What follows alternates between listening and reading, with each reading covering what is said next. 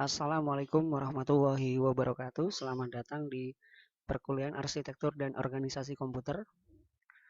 Rencana kegiatan pembelajaran mingguan, capaian pembelajaran pertemuan, mahasiswa mampu memahami fungsi dan struktur arsitektur komputer.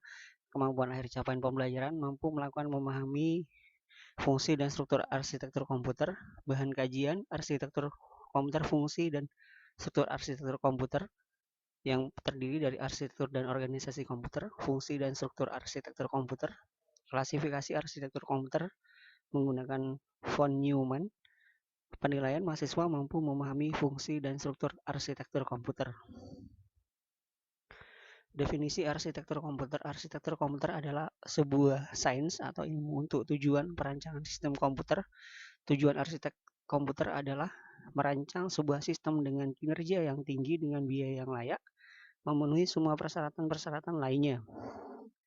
Arsitektur komputer memberikan berbagai atribut pada sistem komputer yang dibutuhkan oleh developer dalam mengembangkan suatu program. Arsitektur komputer pada sisi lain berkaitan dengan ciri komputer yang secara langsung berkaitan dengan developer.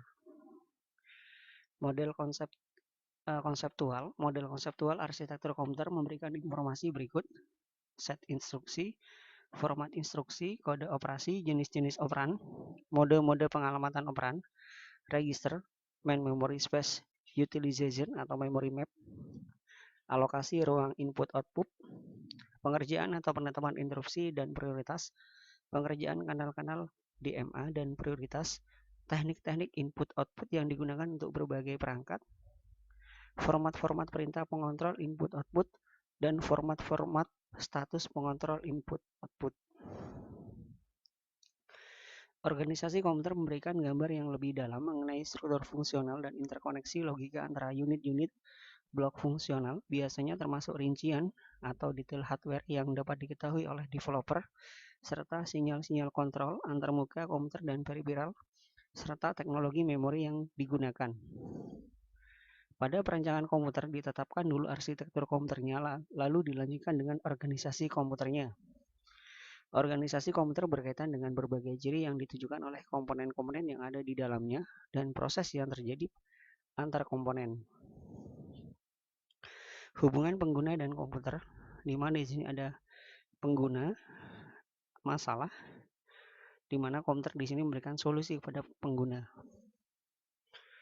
Hubungan komputer dan perangkat lunak. Komputer memberikan operasi kepada software, lalu dari software memberikan program kepada komputer. Proses penyelesaian masalah dengan komputer, dari masalah, analisis, metode, pengembangan program. Sebelum ke program, di sini ada pemeriksaan error. Nah, di sini pengembangan program, terus dilanjutkan dengan pemrosesan komputer, dan dilanjutkan dengan pemeriksaan error untuk koreksi program, dan ini akan berkelanjutan. Keuntungan penggunaan komputer antara lain pemrosesan kalkulasi cepat, penyimpanan informasi yang besar, membebaskan mengurangi pekerjaan manual, penyampaian pesan dan komunikasi yang handal. Karakteristik utama komputer meliputi kecepatan pemrosesan yang sangat tinggi, kapasitas penyimpanan atau memori yang besar untuk data dan program, hasil pemrosesan bersifat konsisten, tidak terpengaruh pada kelelahan, bosan, suka dan tidak suka, dan sebagainya. Hasil komputasinya mempunyai akurasi tinggi. Komputer bersifat serbaguna karena dapat diprogram untuk keperluan yang berbeda pada pengguna. Level sistem komputer.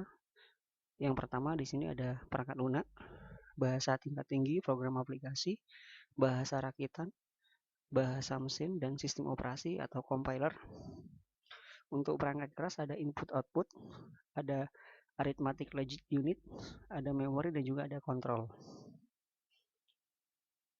Penjelasan level sistem komputer. Programmer menulis program aplikasi dalam bahasa tingkat tinggi dengan bilangan desimal dan pernyataan-pernyataan atau statement dalam bahasa Inggris.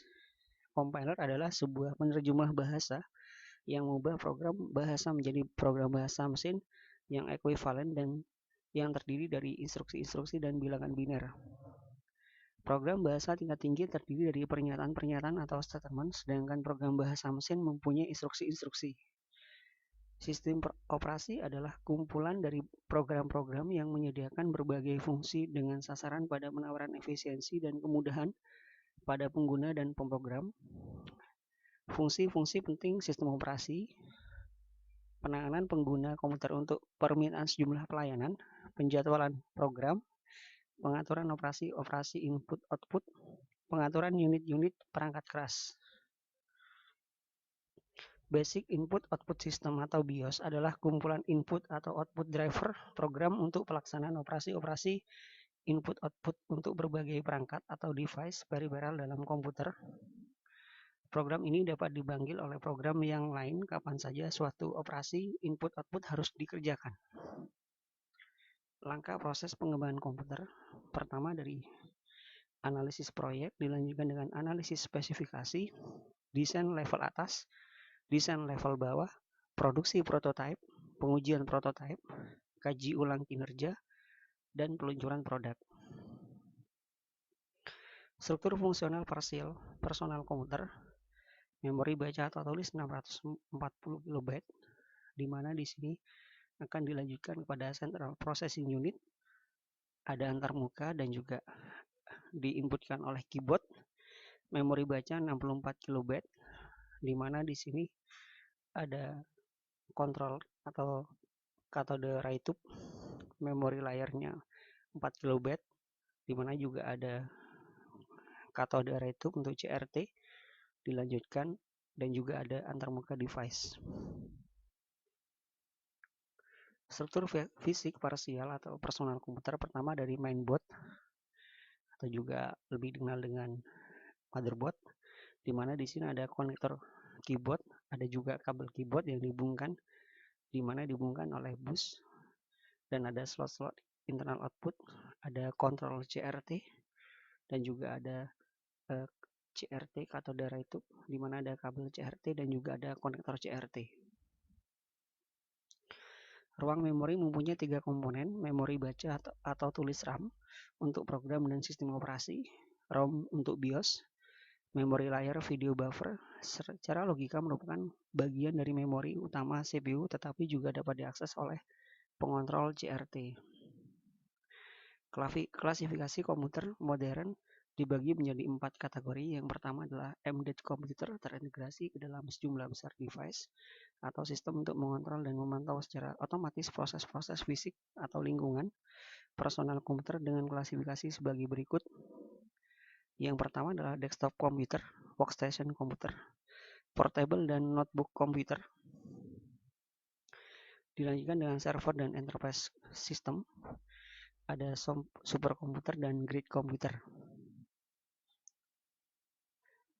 Store program konsep adalah program bahasa mesin disimpan di dalam komputer beserta data relevan lainnya, dan secara intrinsik komputer mampu memanipulasi program dan data tersebut, misalnya mengambil load dari data program ke disk memori, memindahkannya dari satu lokasi memori lainnya dan menyimpannya ke dalam disk. Dilanjutkan dengan arsitektur von Neumann, di mana di sini ada mempunyai 3 unit perangkat keras: CPU, input output unit, program data disimpan bersama di dalam memori. Pertama kali program berada di memori, kemudian komputer dapat mengeksekusinya secara otomatis tanpa intervensi manual. Unit kontrol mengambil dan mengeksekusi instruksi satu persatu secara sekuensial atau berurutan. Suatu instruksi dapat memodifikasi isi dari suatu lokasi memori, karena itu sebuah program dapat memodifikasinya diri sendiri.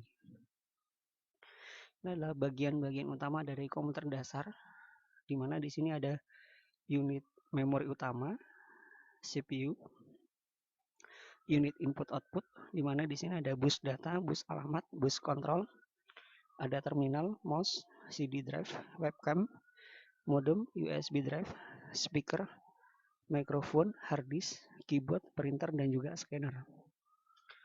Adapun referensi yang pertama dari Abdurrahman, Sahrul dan Basalama. Sekian, terima kasih. Sampai jumpa di pertemuan yang akan datang. Wabillahi taufiq wal hidayah. Wassalamualaikum warahmatullahi wabarakatuh.